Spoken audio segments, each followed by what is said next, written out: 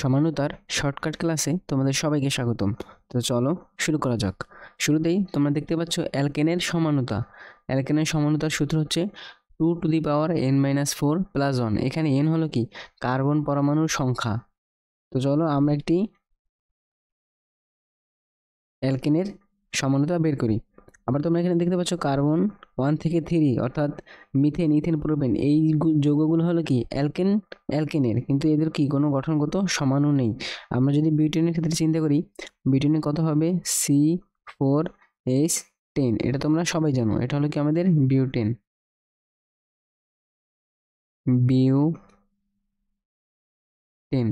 আমরা যদি সূত্র দিয়ে সমানুতা বের করি ইকুয়াল টু 2n এর জায়গায় তাহলে কত হবে 4 - 4 + 1 ইকুয়াল টু 4 - 4 হলে হবে কত 0।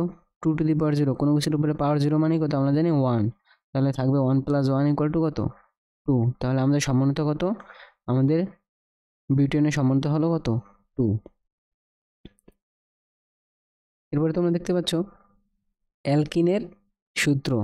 অ্যালকিনের সমানুতার সূত্র কি 2n-2 + 1।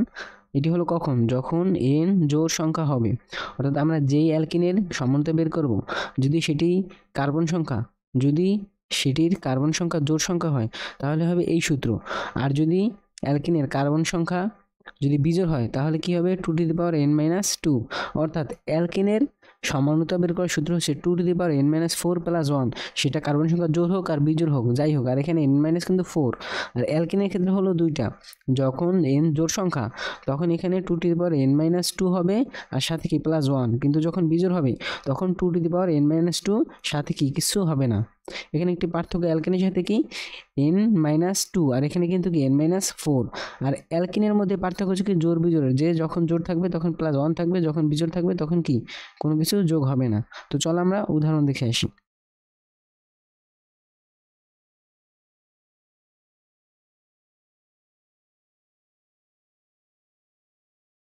তো এখানে তোমরা দেখতে পাচ্ছ যে পেন্ট মানে কত 5, পেন্ট মানে আমরা জানি কত 5 কার্বন। আর যেহেতু কি আছে এখানে ইন উচ্চারণ হচ্ছে, তার মানে এটা কোন গোত্রের, অ্যালকিন গোত্রের, অ্যালকিন।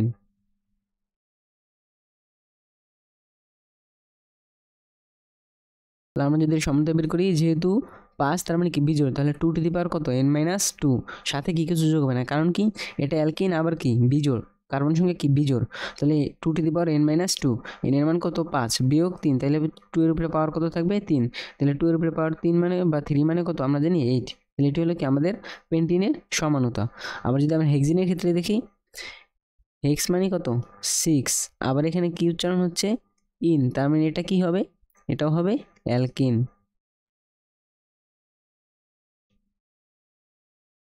তাহলে সমানুতা কত হবে আমরা জানি কি, যখন জোড় থাকবে অ্যালকিনের ক্ষেত্রে তখন 2n-2 এর সাথে কি +1 হবে। তাহলে আমাদের কি দাঁড়ালো, হেক্স যেহেতু n এর মান কত হবে 6 - 2, তাহলে 2 এর উপরে পাওয়ার কত থাকবে 4, 2 এর উপরে পাওয়ার 4 মানে আমরা জানি কত 16 এর সাথে +1 মানে কত 17। তাহলে এটা হলো আমাদের হেক্সিনের সমানুতা। আশা করি বুঝতে পারছি। আর প্রথমে যে এখানে একটা দেওয়া ছিল কিসের, আমরা আবার জানি পেন্ট মানে 5, আর যখন পেন্টেনের মানে পেন্ট এন উচ্চারণ হচ্ছে এখানে, অর্থাৎ এটা কি, এটা হলো অ্যালকেন। আর আমরা জানি অ্যালকেনের ক্ষেত্রে সূত্র কি 2n-4 + 1, তাতে জোড় হোক আর বিজোড় হোক তাতে কোনো সমস্যা নেই। তাহলে 2 এর উপরে পাওয়ার আছে কত, এখানে 5 হবে, কারণ কি পেন্টেন, পেন্ট আছে যেহেতু 5, আবার n মানে কি অ্যালকেন, এই কারণে এই সূত্র। তাহলে 5 - 4 তাহলে কত, তাহলে 5 - 4 হবে কত 1, 2n + 1, 2 এর উপরে পাওয়ার 2 মানে 2, আর +1 মানে কত 3। তাহলে আমাদের পেন্টেনের সমানুতা কত 3। আশা করি সবাই বুঝতে পারছো, সবাইকে ধন্যবাদ। তোমরা এখন দেখতে পাচ্ছ আমাদের প্রোডাক্ট এবং কোর্স সমূহ। শুরুতেই অর্গানিক ক্যালকুলাস ইন্টারঅ্যাক্টিভ ইবুক, যেটি হতে পারে অর্গানিক ক্যালকুলাসের জন্য তোমাদের ভার্সিটি অ্যাডমিশনের পারফেক্ট সমাধান। এরপরে তোমরা দেখতে পাচ্ছ varsity unit exam batch, physics, chemistry, math, biology এই 4 সাবজেক্টের জন্য, যেখানে রয়েছে এমসিকিউ এক্সাম এবং সিকিউ এক্সাম ঢাবি এবং জগন্নাথ বিশ্ববিদ্যালয়ের জন্য অনলাইন এবং অফলাইন।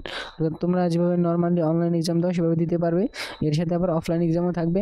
তোমাদের ওএমআর এবং প্রশ্ন দেওয়া হবে, তোমরা উত্তর করে ছবি তুলে পিডিএফ বানিয়ে জমা দিতে পারবে এবং তোমরা রেজাল্ট, র্যাঙ্ক, তারপর ফলাফল তোমাদের কি ভুল গেছে সেগুলো তোমরা জানতে পারবে।